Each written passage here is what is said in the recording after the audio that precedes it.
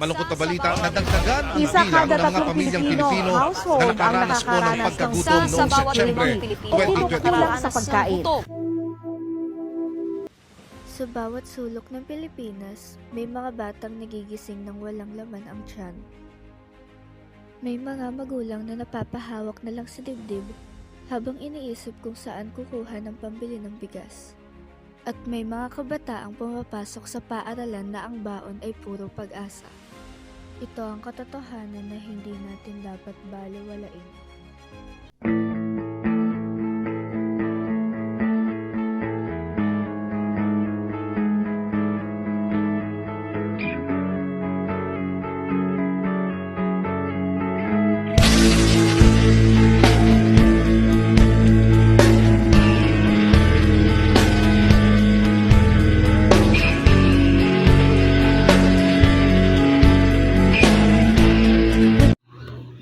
Magandang araw sa inyong lahat. Ako po si Elgin Phoebe Arango at ngayon ay tatalakayin natin ang isang paksang napakahalaga para sa ating bansa.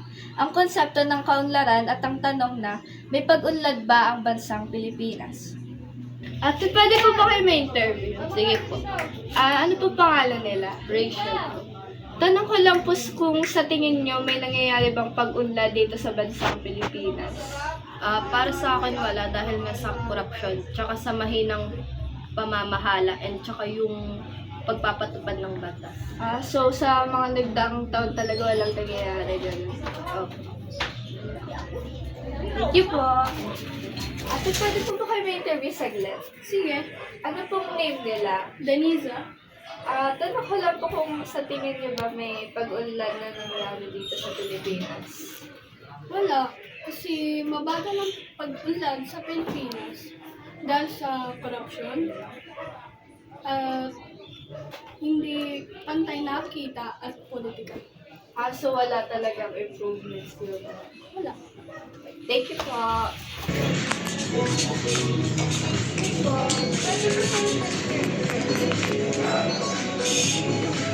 Ano natin? Tatanong lang po ako.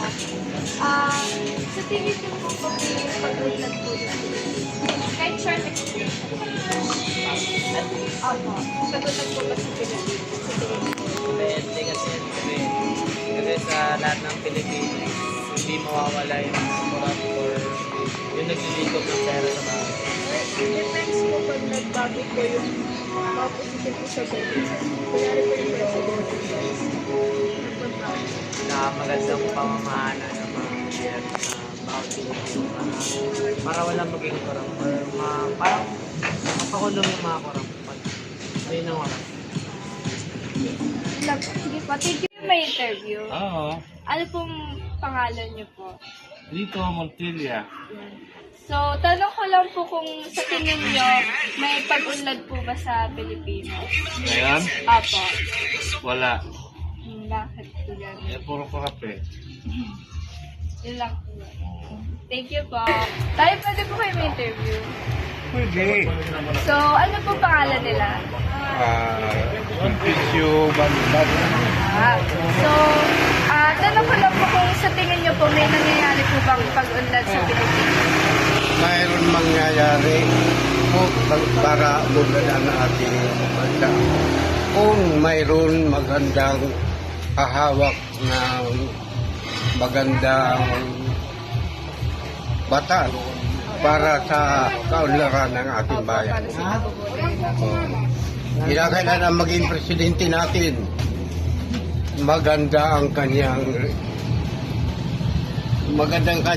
plano para sa mga mamayan ng Pilipinas. Thank you po. Okay. Pwede po kayo may interview. So, ano po muna pangalan niyo po? Olivia Rivera. So, may tatanong lang po ako. Sa tingin niyo po, may pag-unlad po ba dito sa bansa? Wala. Bakit po? Wala kasi ito. Walang mga trabaho. Yun lang. Kurap. No. Sige po. Yun lang po. Thank you po. Pwede po kayo may Okay lang. So, ano po pangalan nila? Diana. Okay, so, ma'am, Tanong ko lang po kung sa tingin niyo po ba may nangyayari pag-unlad dito sa Pilipinas? Akala ko basket Meron naman konti. Ano, yung konti na sinasabi ko, ano naman, pangalan nito. Diba, meron naman nangyayari ng mga advantage sa ano natin, sa bansa natin, gano'n. Pero sana, Yung ano, alam dapat yung nasa taas kung ano na nangyari sa baba. Gano'n. Dapat gano'n. Kasi awak tayo nun, di ba, dapat tingnan din. Lalo ng mga binabaha, kanya lahat ng mga problema. Parang sila na lang po Sila ka lang. Yun lang ang masasabi ko. Pero wala naman ako masasabi sa president na okay naman. Lahat naman. Kaya lang, lahat naman may pagkukulang din. Diba? Pero, Thank you po. Go! tanong na. Kuya, pwede kayo may interview? Opo. Ano pong pangalan niya po? Pangalan mo pala ay Sige po. Vicky Obias. Tanong ko lang po kung sa tingin niyo po ba may pag-unlad po yung bansang Pilipinas natin? Wala na. Hanggat may corruption sa bayan natin. Hanggang may corruption, walang pag-unlad yan. Kasi ang pera na binabayad ng tao para sa buwis, doon pupunta sa mga bayan na politiko. Totoo po. Yun lang po. Sige. Thank you po. Thank you po. Pwede po kayo interview. So, ano po pangalan nila? Lorna Reyes. So, tanong ko lang po kung sa tingin niyo po ba may nangyayaring pag-unlad dito sa Pilipinas? Wala eh. Sa tingin niyo po ba? Wala. Dahil ano, mga corruption. Hindi ako mukha kasi. Ito. Dami kurap, dami nagkakasakit, dami nangyayari ba ito? Thank you po. Ano yan, ano yan? Ano po, pwede po kayo may interview lang po. Saglit lang po. Survey? Opo, ano lang po siya. Sige. Ano lang po. Sa tingin niyo po ba may pag-unlad po yung bansang Pilipinas? Mayroon. Kaso lang, ang gulay mura. Pag walang bagyo, pag may bagyo, mahal.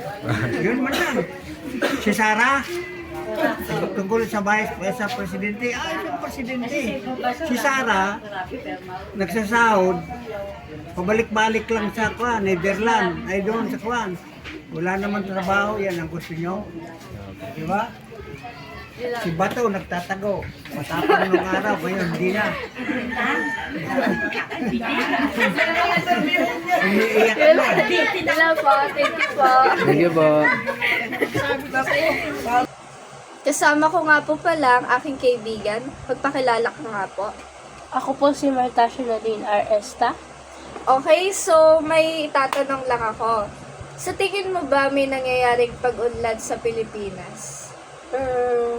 Para sa akin wala dahil nga sa corruption at ito ay pinakamalaking issue sa Pilipinas at dahil nawawala din ng pondo para sa ating serbisyong publiko